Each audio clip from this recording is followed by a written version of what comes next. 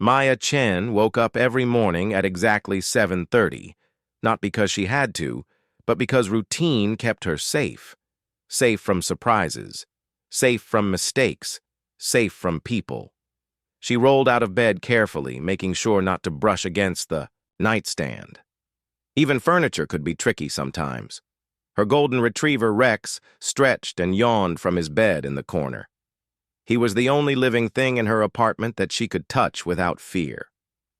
"Morning, buddy," she whispered, running her fingers through his soft fur. Rex wagged his tail and pressed against her legs. This was her daily dose of comfort, the only physical contact that didn't make her skin burn like fire. Maya had been living with this curse for 20 years now. The doctors called it dermatographic urticaria, but she just called it her prison. Any human touch, no matter how gentle, would make her skin explode in angry red welts that burned and itched for hours. A handshake felt like touching a hot stove. A hug was pure torture. She walked to her home office where 3 computer monitors glowed softly in the morning light. Maya was a graphic designer, and her apartment was set up so she never had to leave. Everything came to her door in packages that she opened with gloves on. Groceries, clothes, even her coffee maker had been delivered. The world outside her window looked busy and normal. People walked their dogs, jogged past her building, hugged their friends goodbye. Maya watched them sometimes, wondering what it felt like to live without thinking about every possible touch that might hurt you. Her phone buzzed with a text from her mom in California. "Hope you're having a good day, sweetheart. Dad says hi." Maya smiled sadly. She hadn't seen her parents in 3 years. Video calls were easier than explaining why she couldn't hug them anymore. At 2 in the afternoon, Rex started pacing by the door. Time for their walk. Maya put on her usual uniform, long sleeves, long pants, gloves, and a baseball cap pulled low. Even in summer, she dressed like it was winter. People stared sometimes, but stares were better than accidental touches. The park near her building was usually quiet during weekday afternoons. Maya had mapped out all the less crowded times and places in her neighborhood. Rex trotted beside. His service dog vest clearly visible. Most people knew to keep their distance when they saw the vest, but there were always exceptions. "Excuse me, miss?" An elderly woman approached them with a friendly smile. "Your dog is so beautiful. Can I pet him?" Maya's heart started racing. This happened at least once every walk. "I'm sorry, but he's working right now," she said politely, stepping back a little. "Oh, of course," the woman said, but she moved closer instead of farther away. "What kind of service does he provide? You look so young and healthy." This was the part Maya hated most. The questions, the explanations, the looks of pity or disbelief when she tried to explain her condition without going into too much detail. "He helps with my anxiety," Maya said, which was true enough. Rex did help her stay calm in crowded places. The woman nodded but kept talking. "My grandson has anxiety too. Have you tried yoga or maybe meditation? I read that young people today just need to get outside more and—" "Thank you for the advice," Maya interrupted gently, tugging Rex's leash. "We need to keep moving." As they walked away, Maya felt the familiar weight of isolation settling on her shoulders. Everyone had opinions about her life, but no one understood what it was really like. How could they? Most people couldn't imagine a world where a simple high five could leave you in pain for hours. Back home, Maya tried to focus on her work. She was designing a logo for a wedding planner, something with flowers and elegant script. It was ironic, really. She spent her days creating beautiful things for celebrations she could never fully participate in. Weddings, birthday parties, graduations, all events that involved hugging, handshaking, and casual touches that normal people took for granted. Her computer chimed with an email. Dr. Rodriguez, her dermatologist, wanted to schedule her quarterly checkup. Maya sighed and opened her calendar app. These appointments were necessary but difficult. Even medical professionals sometimes forgot about her condition and reached out to examine her without warning. That evening, Maya made her usual dinner. Pasta with sauce from a jar, eaten while watching cooking shows on Netflix. She found it relaxing to watch people create elaborate meals she'd never make for anyone else. Rex lay at her feet, occasionally looking up hopefully for dropped noodles. Her phone rang just as she was finishing dinner. The caller ID showed her best friend from college, Lisa, who lived in New York. "Hey Maya, how was your day?" Lisa's cheerful voice filled the quiet apartment. "Pretty normal," Maya said, settling into her couch with Rex beside her. "Worked on some projects, took Rex for a walk." "That's good. Listen, I'm going to be in your city next month for work. We should definitely meet up. It's been way too long since I've seen you in person." Maya's stomach dropped. Lisa was one of the few people who knew about her condition, but seeing friends in person was always complicated. "That sounds nice," she said carefully. "Maybe we could meet at that quiet coffee shop downtown." "Perfect. Oh, I can't wait to give you a huge hug. I've missed you so much." After they hung up, Maya sat in the dark for a while, stroking Rex's fur. She loved Lisa dearly, but the idea of explaining again why she couldn't hug, why she had to sit across the table instead of next to her, why she seemed so distant, it was exhausting. The next morning brought another routine doctor's appointment. Maya arrived at Dr. Rodriguez's office 15 minutes early, as always. The waiting room was nearly empty, which was perfect. She chose a chair in the corner, far from the other patients. "Maya Chen?" The nurse called her name with a warm smile. Maya followed her down the familiar hallway, Rex walking calmly beside her. Dr. Rodriguez greeted her with a professional nod, no handshake, no pat on the shoulder. After 5 years of treating Maya, she understood the boundaries perfectly. "How have you been feeling?" Dr. Rodriguez asked, reviewing Maya's chart on her tablet. "About the same," Maya replied. "No major flare-ups, but no improvements either." Dr. Rodriguez nodded thoughtfully. "Actually, I wanted to talk to you about something new. There's been some interesting research in treating conditions like yours, a combination of new medication and specialized therapy." Maya felt a small spark of hope, quickly followed by skepticism. She'd tried so many treatments over the years, special creams, antihistamines, even meditation classes conducted over video call. Nothing had worked. "What kind of therapy?" Maya asked. "Physical therapy, but specifically designed for people with touch aversion. There's a therapist I know who specializes in helping patients gradually build tolerance. His name is James Morrison, and he's had some success with cases similar to yours." Maya's heart started pounding. The idea of letting a stranger touch her, even in a medical setting, terrified her. "I don't know if I'm ready for that." "I understand your hesitation," Dr. Rodriguez said gently. "But Maya, you're 28 years old. You've been dealing with this condition for most of your life. Don't you think it's worth trying something that might help you connect with people again?" As Maya left the doctor's office that day, she clutched the business card Dr. Rodriguez had given her. James Morrison, physical therapist, specializing in chronic pain and touch sensitivity disorders. That night, she sat at her computer, staring at the phone number on the card. Rex sensed her anxiety and rested his head on her lap. Outside her window, the city hummed with life, people meeting, laughing, touching each other without a second thought. For the first time in years, Maya allowed herself to imagine what it might be like to shake someone's hand without pain, to hug her parents again, to live in a world where physical contact brought comfort instead of agony. She picked up her phone and, before she could change her mind, dialed the number. It rang 3 times before a calm, professional voice answered. "Morrison Physical Therapy. This is James speaking." Maya took a deep breath. "Hi. I was referred by Dr. Rodriguez. I have a condition that makes human touch very difficult, and she thought you might be able to help." There was a pause, Then James's voice came back, warm and understanding. "I'd be happy to discuss your situation. Would you like to schedule a consultation? We can talk about your condition and see if our approach might work for you." As Maya scheduled her appointment for the following week, she felt something she hadn't experienced in a long time: hope. Maybe, just maybe, this James Morrison could help her find a way back into the world of human connection.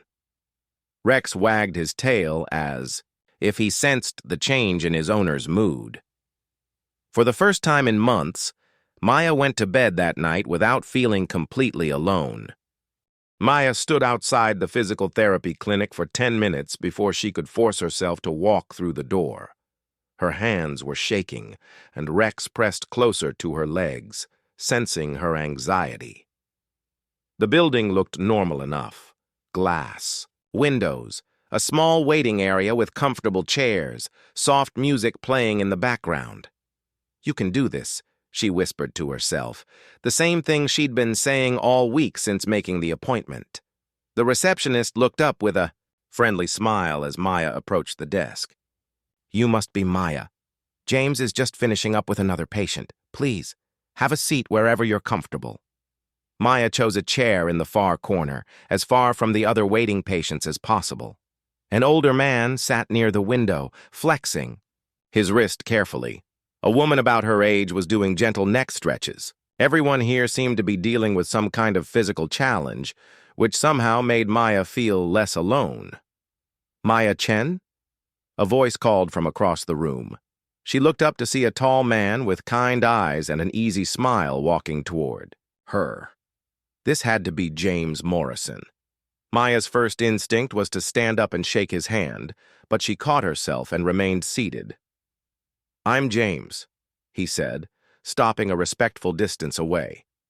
"Thanks for coming in today. I know this isn't easy for you." Maya was surprised by how naturally he kept his distance. Most people either tried to shake her hand out of habit or acted awkward once they remembered her condition. James seemed completely comfortable with the space between them. "Should we head back to my office?" he asked, gesturing toward a hallway, lined with treatment rooms. Maya followed him, Rex walking calmly beside her. James's office was different from what she'd expected. Instead of an examination table, it had two comfortable chairs facing each other with a small table in between. The walls were painted a calming blue, and soft instrumental music played quietly in the background. "Please, sit wherever feels comfortable," James said, settling into one of the chairs. Maya chose the chair farthest from him and pulled Rex close. To her side, James opened a notebook and clicked his pen, but his posture remained relaxed and non-threatening. "Dr. Rodriguez told me a little about your condition," he began, "but I'd like to hear it from you. Can you tell me what it's like for you when someone touches your skin?" Maya had explained her condition countless times to doctors, but something about James's tone made it feel different. He wasn't taking notes frantically or looking at her like she was a medical puzzle to solve. He was just listening.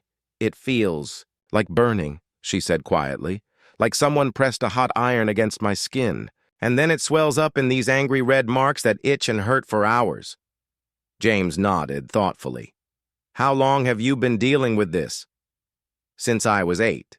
It started small, just reactions to certain fabrics or when kids would grab my arm too hard at school. But over the years, it got worse.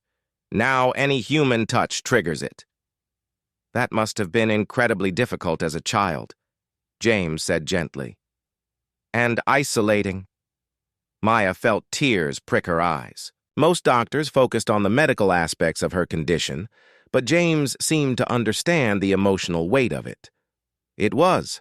I stopped going to birthday parties because kids always wanted to hug goodbye. I had to quit sports because teammates would high-five or pat each other on the back. I learned to keep my distance from everyone." "But not from Rex here," James observed, watching as Maya absently stroked the dog's fur. "Animals are different," Maya explained. "Dogs, cats, they don't trigger my reaction. Rex is the only living thing I can touch without pain." James made a note in his book, but his eyes stayed focused on Maya. Dr. Rodriguez mentioned that there's a new medication that might help, combined with gradual exposure therapy. The idea would be to start very slowly with minimal contact and build up your tolerance over time. Maya's stomach clenched. I've tried exposure therapy before. It didn't work. It just made everything worse. I understand, James said. And I want you to know that we'll only go at your pace. If you're not comfortable with something, we stop immediately. No questions, no pressure. There was something about the way he said it that made Maya believe him. She'd met plenty of medical professionals who claimed to understand her condition, but most of them still pushed too hard, too fast. What would it involve? She asked hesitantly. We'd start with barrier methods, James explained. Gloves, fabric, between skin, whatever makes you feel safe. The new medication is designed to reduce inflammation response, so theoretically, your reactions should be less severe. Maya nodded slowly. It sounded reasonable in theory, but the thought of deliberately exposing herself to pain still terrified her. Can I ask you something? James said, leaning forward slightly. When was the last time you had physical contact with another person? Maya thought about it. My mom hugged me goodbye at the airport 3 years ago. I was wearing long sleeves and took pain medication beforehand, but it still hurt for days. James's expression softened. That must have been incredibly difficult for both of you. It was, Maya whispered. She cried. I cried. We haven't seen each other in person since. They sat in comfortable silence for a moment. Maya was surprised by how easy it was to talk to James. She'd expected him to be clinical and detached, but he seemed genuinely interested in her as a person, not just her condition. Would you be willing to try a very small test today? James asked gently. Nothing direct, just to see how you respond to the medication Dr. Rodriguez prescribed. Maya's heart started racing, but she found herself nodding. What kind of test? James reached into his desk drawer and pulled out a pair of medical gloves. I'd like to try touching your hand through the glove, just for a second. If you feel any discomfort at all, we'll stop immediately. Maya stared at the gloves in his hands. Such a simple thing, but it represented a huge step for her. Okay, she said quietly. But can we start with just a finger? Of course, James said, pulling on the gloves carefully. Whatever makes you comfortable. Maya extended her hand slowly, her finger trembling slightly. James moved just as slowly, bringing his gloved finger close to hers. Ready? He asked. Maya nodded and closed her eyes. She felt the gentle pressure of his finger against hers through the latex barrier. She waited for the familiar burning sensation, the immediate urge to pull away.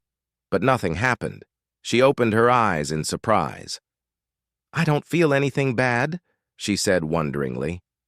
That's good, James said, maintaining the light contact. The medication seems to be helping already. They held that position for a few more seconds before James pulled his hand away. Maya stared at her finger in amazement. No redness, no swelling, no pain. How do you feel? James asked. Surprised, Maya admitted. I was so sure it would hurt. Sometimes our bodies remember pain even when the threat is gone, James explained. The medication is working to calm your immune response, but your mind still expects the pain. As their session continued, Maya found herself relaxing in a way she hadn't in years. James had a calm, reassuring presence that made her feel safe. He didn't push her beyond her comfort zone, but he also didn't treat her like she was made of glass. Near the end of their appointment, something unexpected happened. James was demonstrating a stretching exercise, moving his chair closer to show her the proper form. As he leaned forward, his bare hand accidentally brushed against her wrist, where her sleeve had ridden up. Maya froze, waiting for the familiar fire to spread across her skin. But instead of pain, she felt only the strange sensation of human contact, warm, gentle, completely normal. They both stared at the spot where his skin had touched hers. No reaction, no redness, nothing. "Did that hurt?" James asked quietly. Maya shook her head slowly. "No, it didn't hurt at all." James looked as surprised as she felt. "That's unusual. The medication shouldn't work that quickly, especially for direct skin contact." "Maybe it's stronger than you thought?" Maya suggested. But even as she said it, she knew something else was happening here. "Let's try it again," James said. "Intentionally this time, just to be sure." Maya nodded, her heart pounding with a mixture of fear and excitement. James slowly placed his palm against the back of her hand. Maya held her breath, waiting for her body to betray her as it always had. But the pain never came. For the first time in 20 years, another human being was touching her skin, and it felt normal. Better than normal. It felt like coming home. Maya looked up at James, tears streaming down her face. "I can't believe it," she whispered. "I can't believe it doesn't hurt." James kept his hand steady against hers, his eyes wide with wonder. "I've never seen anything like this," he admitted. "Your skin isn't showing any reaction at all." As Maya left the clinic that day, she couldn't stop staring at the back of her hand where James had touched her. The skin looked completely normal, as if nothing unusual had happened. But for Maya, everything had changed. For the first time in 2 decades, she had hope that maybe, just maybe, she might find her way back to the world of human connection. Maya couldn't sleep that night. She kept touching the spot on her wrist where James had brushed against her skin, half expecting it to suddenly burst into flames. But her skin remained calm and normal, as if the last 20 years of pain had been nothing but a bad dream. She called Dr. Rodriguez first thing in the morning. "Maya, slow down," the doctor said with a laugh. "You're saying he touched your skin directly, and there was no reaction at all?" "None," Maya said, pacing around her apartment while Rex watched with curious eyes. "It was like touching anyone else would be normal. I don't understand it." "Neither do I," Dr. Rodriguez admitted. "But it's wonderful news. How do you feel about continuing the therapy?" Maya didn't hesitate. "I want to see him again as soon as possible." When Maya arrived at the clinic 3 days later, James was waiting for her with the same kind smile, but she could see the curiosity in his eyes. He was just as puzzled by what had happened as she was. "I've been thinking about our last session," he said as they settled into their usual chairs. "I've never encountered anything like this before. I'd like to try a few more tests if you're comfortable with that." Maya nodded eagerly. "I want to understand it too." They started simple. James touched her hand again, then her arm, then her shoulder. Each time, Maya braced herself for pain that never came. Her skin remained perfectly normal. No redness, no swelling, no burning sensation. "This is incredible," James murmured, gently pressing his palm against her forearm. "Your skin isn't reacting at all. It's like your condition just doesn't exist when I'm touching you." Maya stared down at their joined hands. "Why do you think it's happening?" "I honestly don't know," James said. "I've worked with patients who have similar conditions, but I've never seen anything like this. Maybe we should document everything: what you eat, how you sleep, your stress levels, even the weather." Over the next few weeks, Maya and James began meeting twice a week instead of once. They kept detailed notes about everything, trying to find some pattern or explanation for why his touch was different. Maya started looking forward to their sessions in a way that surprised her. It wasn't just about the breakthrough with her condition anymore. James was easy to talk to, and he made her laugh in ways she'd forgotten were possible. He told her stories about other patients he'd helped, about his dog who was afraid of butterflies, about his failed attempts at learning to cook. "You know," James said during one session, "I think this is the first time I've had a patient who actually enjoys coming to physical therapy." Maya felt heat rise in her cheeks. It's just nice to have someone to talk to who doesn't look at me like I'm broken. You're not broken, James said seriously. You're dealing with a challenging condition, but that doesn't make you broken. As the sessions continued, Maya began to notice changes in herself beyond just the physical breakthrough. She was smiling more, sleeping better, even venturing out of her apartment more often. The world seemed less threatening when she knew that human touch didn't have to mean pain. One afternoon, James suggested they try something different. "What if we went for a walk?" he asked. "Not for therapy, just to get some fresh air. We could go to that park near your building." Maya's heart skipped. "Like, together? Outside the clinic?" "If you're comfortable with it," James said quickly. "I just thought it might be nice to talk somewhere that isn't a medical office." Maya found herself saying yes before she could overthink it. The park was busier than usual, filled with families and joggers enjoying the warm afternoon. Maya felt nervous walking beside James, hyper-aware of how close he was, how normal they must look to other people. "Do you mind if I ask you something personal?" James said as they found a quiet bench near the duck pond. "Sure," Maya said, settling, beside him with Rex at her feet. "What was your life like before the condition got bad? When you were younger?" Maya thought back to her childhood before everything changed. "I was pretty normal, I guess. I played soccer, had sleepovers with friends, drove my parents crazy like any other kid. I was actually pretty outgoing." "What happened when the condition started getting worse?" "Everything changed," Maya said quietly.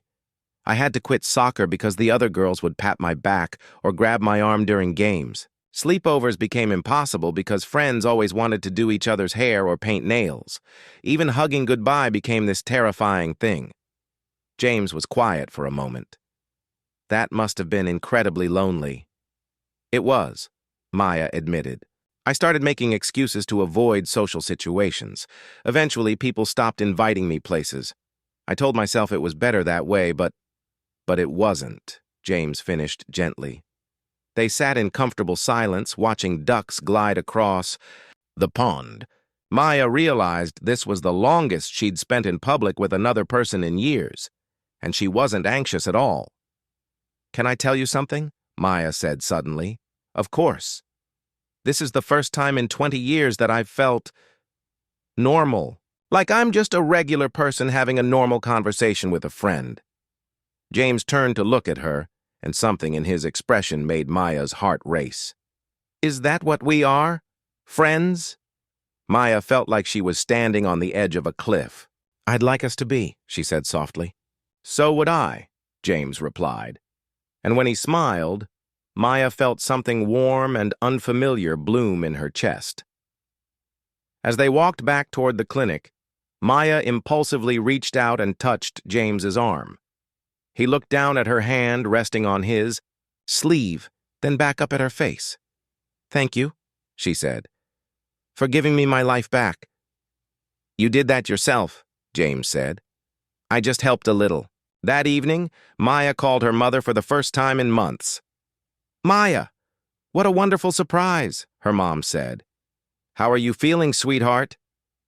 "Actually, Mom, I'm feeling really good," Maya said. And for the first time in years, she meant it. "I'm working with this amazing physical therapist and we're making real progress." "That's wonderful, honey. Your father and I have been so worried about you." Maya took a deep breath. "I was thinking, maybe you could visit soon. I think I might be ready to try hugging you again." Her mother was quiet for a long moment, and when she spoke, her voice was thick with tears. "Oh, Maya, we would love that so much." After hanging up, Maya sat on her couch with Rex beside her, feeling lighter than she had in years. For the first time since she was 8 years old, she was planning for a future that included other people. But as the days passed, Maya began to notice something troubling. While James's touch continued to feel normal and safe, other people still triggered her condition. The delivery driver who accidentally brushed her hand while giving her a package left her with welts that lasted for hours. A child at the park who ran into her leg sent burning pain up her side. It was only James who was different. Maya became obsessed with understanding why. She researched everything she could find about autoimmune conditions, skin sensitivity, even electromagnetic fields and pheromones. She read medical journals until her eyes burned, looking for any explanation for why one person's touch could be different from everyone else's. The more she researched, the more questions she had. Was it something about James's skin chemistry, his body temperature, some kind of genetic compatibility she'd never heard of, or was it something else entirely? During their next session, Maya couldn't contain her curiosity any longer. "James," she said, "have you ever had your blood tested for anything unusual? Allergies, immune markers, anything like that?" James looked puzzled. "Not beyond normal checkups." "Why do you ask?" "I've been trying to figure out why you're different," Maya explained. "Why your touch doesn't hurt me when everyone else's still does." "You've tested it with other people?" James asked, and something in his tone made Maya look up sharply. "Just accidentally," she said. "But yes, it still hurts with everyone else. Only you are different." James was quiet for a long moment, and Maya could see him processing this information. "Maya," he said finally, "I think we need to talk about what this means." "What do you mean?"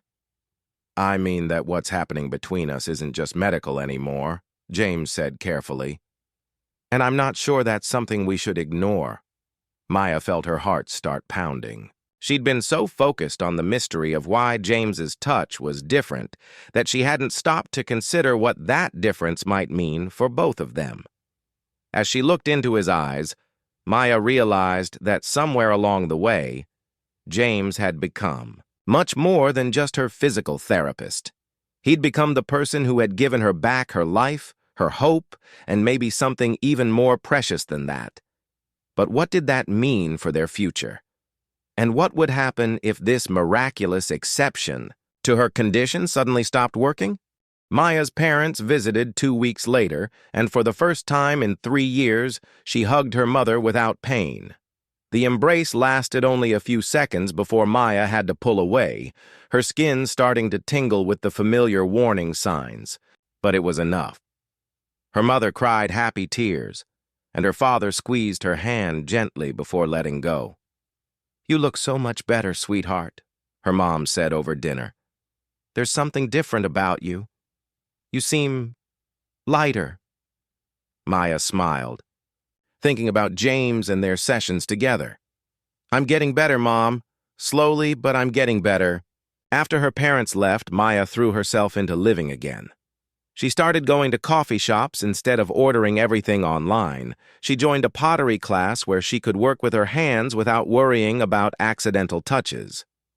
She even went to a movie theater for the first time in years, choosing a seat in the back where she felt safe. But through it all, James remained her anchor. Their sessions had evolved beyond simple physical therapy. They talked about everything: her dreams of traveling, his passion for helping people, their shared love of old movies and terrible reality TV shows. Maya found herself looking forward to their meetings more than anything else in her week. When James smiled at her, she felt butterflies in her stomach. When he laughed at her jokes, her heart raced. When he accidentally touched her hand while reaching for something, she never wanted him to let go. She was falling for him, and she suspected he might feel the same way. One evening, Maya was researching treatment options for her condition when she stumbled across something that made her blood run cold. An article about electromagnetic fields and their effects on autoimmune responses. Another about pheromones and psychological comfort affecting physical symptoms. The more she read, the more a terrifying possibility began to form in her mind.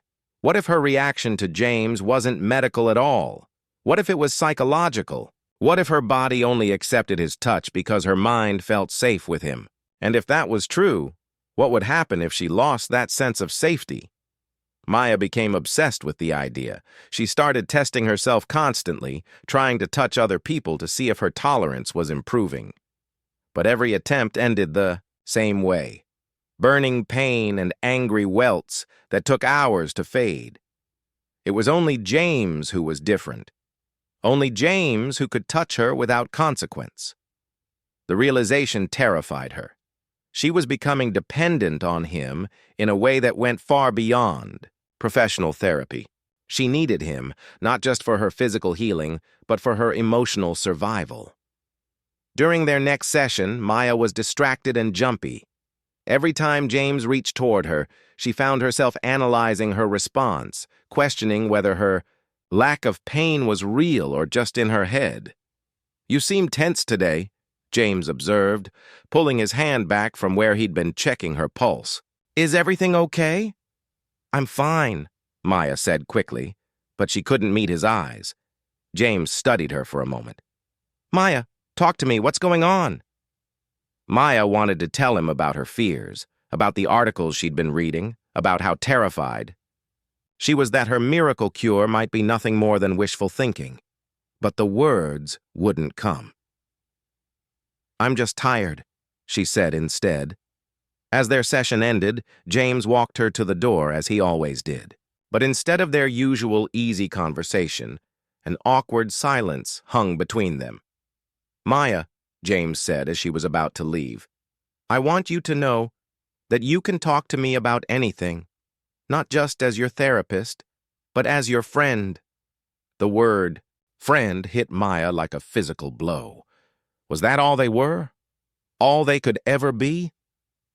She nodded quickly and left before he could see the tears forming in her eyes. That night, Maya made a decision that would change everything. She looked up the address of another physical therapy clinic across town and made an appointment. She needed to know if another therapist could help her the way James had. She needed to know if her healing was real or just an illusion. Dr. Chen at the new clinic was professional and kind, but when she attempted to examine Maya's range of motion, the familiar burning sensation flared across Maya's skin within seconds. The welts appeared almost immediately, angry and red and undeniably real. Maya left that appointment feeling devastated. It wasn't her imagination. James really was different. But that knowledge brought no comfort, only more questions and fears. 2 days later, Maya arrived at James's clinic to find him in his office with someone she'd never seen before, an older man in a suit carrying a briefcase. "Maya," James said, standing quickly when he saw her. "This is Dr. Williams from the Advanced Movement Institute in Chicago. He was just leaving." Dr. Williams shook James's hand and nodded politely to Maya before heading toward the door. After he left, Maya settled into her usual chair, but something felt different about the room. "Who was that?" she asked. James ran a hand through his hair. A gesture Maya had learned meant he was stressed about something. "He offered me a position at their clinic. It's a really good opportunity." Maya felt like the floor had dropped out from under her. "In Chicago?" "Yes," James said quietly. "It would mean leaving here, leaving my practice." "Leaving me," Maya whispered. James looked at her with such intensity that Maya had to look away. "Maya, I need to tell you something. This job offer, it's everything I've worked toward. Better pay, more resources, the chance to help more people. But I can't stop thinking about what it would mean for you." "You should take it," Maya said quickly, even though the words felt like swallowing glass. "It sounds amazing." "Is that what you really want?" James asked. Maya stared at her hands in her lap. What she really wanted was for him to stay. What she really wanted was to tell him that she was falling in love with him, that he'd given her back her life, that the thought of losing him terrified her more than her condition ever had. But she couldn't say any of that. He was her therapist. She was his patient. There were boundaries that shouldn't be crossed, professional ethics that mattered. "I want you to be happy," she said instead. "Maya, look at me." She forced herself to meet his eyes. "I care about you," James said carefully. "More than I should, probably. More than is professionally appropriate." Maya's heart stopped. What are you saying? I'm saying that I'm in an impossible situation, James admitted. I have feelings for you that go beyond our professional relationship. But you're still my patient, and that makes everything complicated. Maya felt like she was drowning. So, what does that mean? I don't know, James said honestly.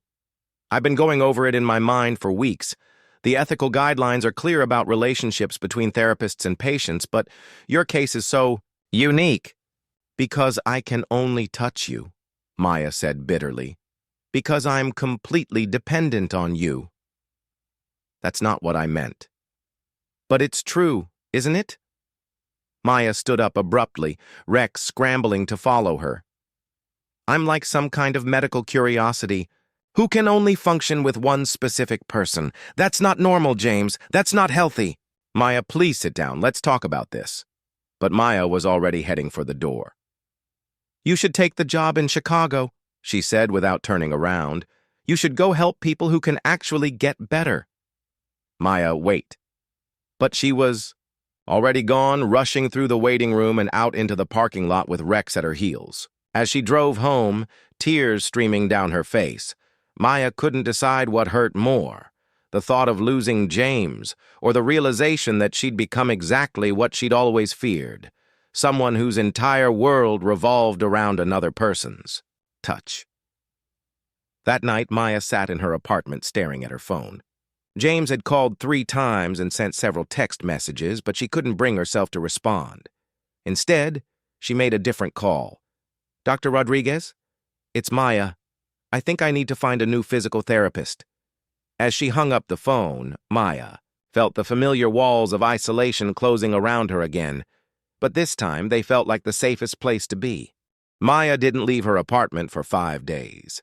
She ordered groceries online, ignored her work emails, and spent most of her time on the couch with Rex, staring at old movies without really watching them. Her phone buzzed constantly with calls and messages from James, but she let them all go to voicemail. On the 6th day, Dr. Rodriguez showed up at her door. Maya, open up, the doctor called through the door. I know you're in there. Maya reluctantly let her in, knowing Dr. Rodriguez would probably stand out there all day if she had to. You look terrible, Dr. Rodriguez said bluntly, following Maya into the living room. When's the last time you showered? I'm fine, Maya mumbled, sinking back into the couch. No, you're not fine. You're reverting to old patterns. Dr. Rodriguez sat down across from her. James has been calling my office every day, worried sick about you. He says you won't return his calls. There's nothing to talk about, Maya said. He's moving to Chicago, end of story. Is he? Because when I talked to him yesterday, he said he hadn't made a decision yet. Maya looked up sharply. What do you mean? I mean, he's thinking about turning down the job offer. Because of you. Maya felt her chest tighten. He can't do that. It's a huge opportunity. Yes, it is, Dr. Rodriguez agreed. So why don't you want him to take it? Maya was quiet for a long moment. Because I need him, she whispered finally. And that's exactly why he should go. Dr. Rodriguez leaned forward. Maya, dependency isn't always a bad thing. We all depend on other people for different reasons. The question is whether that dependency is healthy or not. How can this be healthy? Maya asked, gesturing helplessly. I can't touch anyone but him. That's not normal.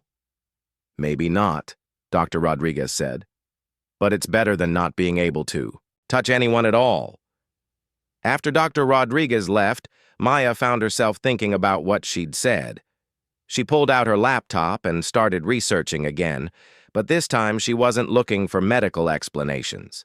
She was looking for stories about other people who'd experienced similar breakthroughs.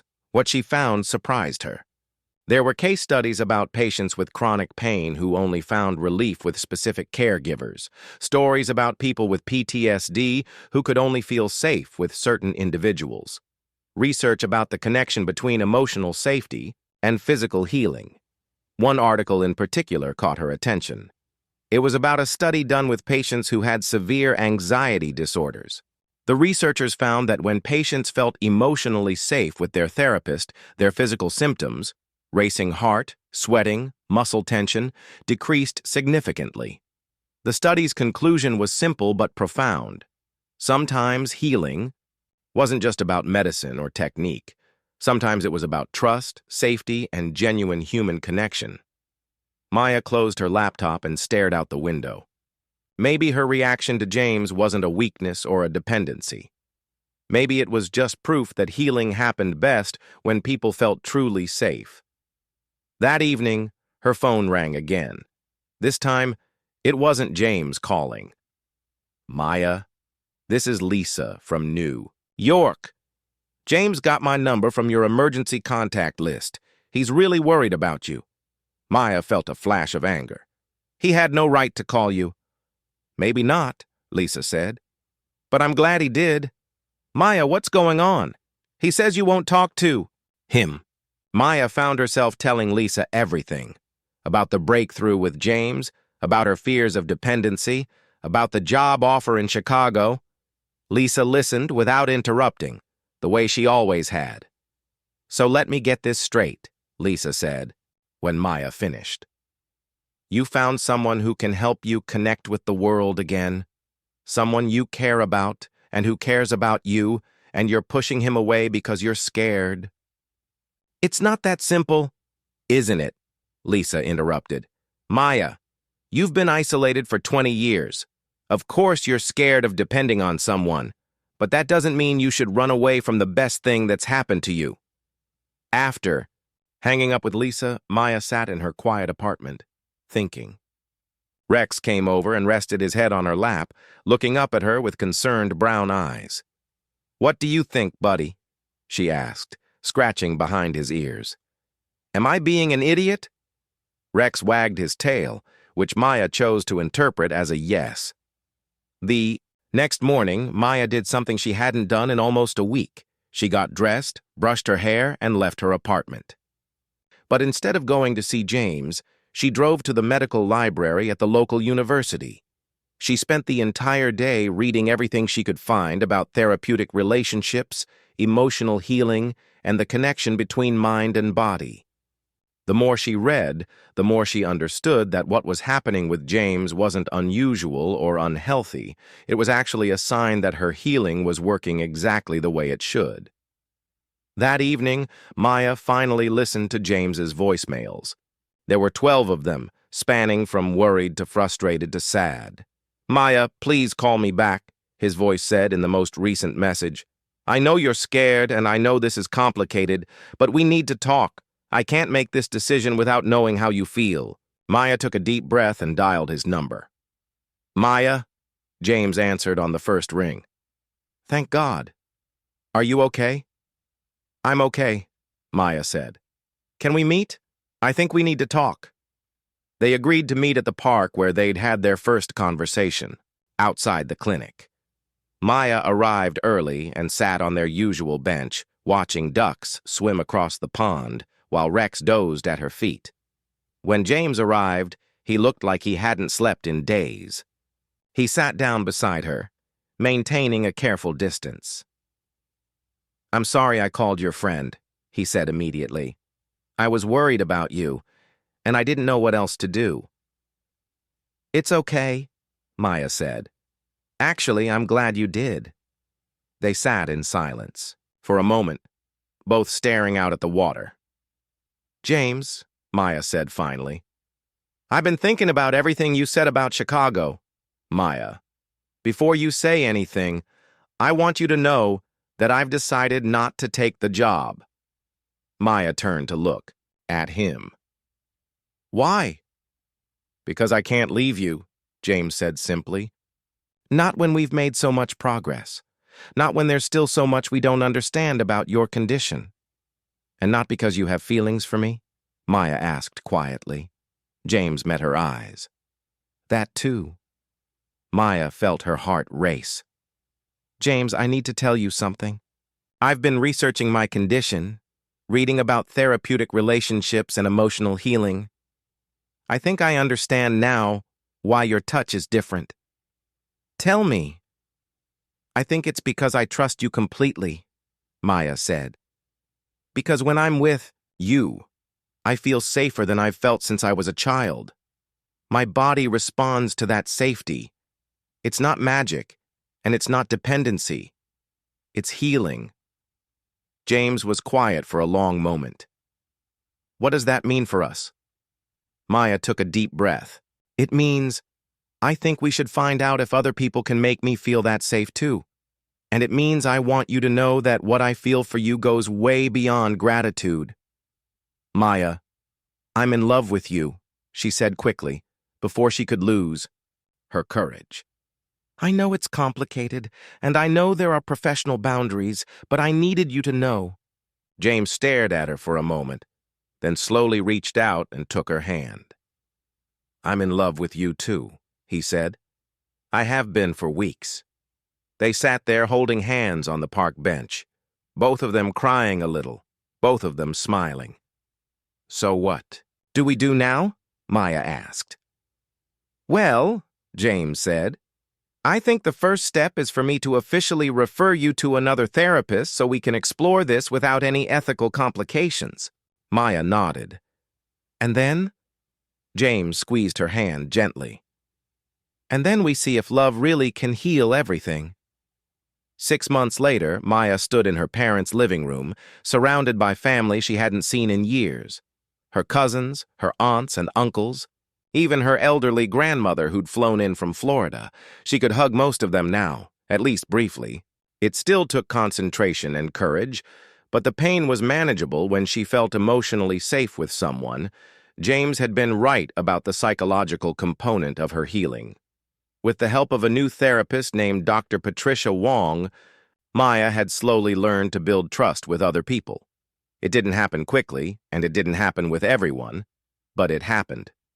Dr. Wong had explained it in terms Maya could understand. Your body learned to associate human touch with danger. Now it's learning to associate it with safety again. But that takes time, and it requires genuine emotional connection.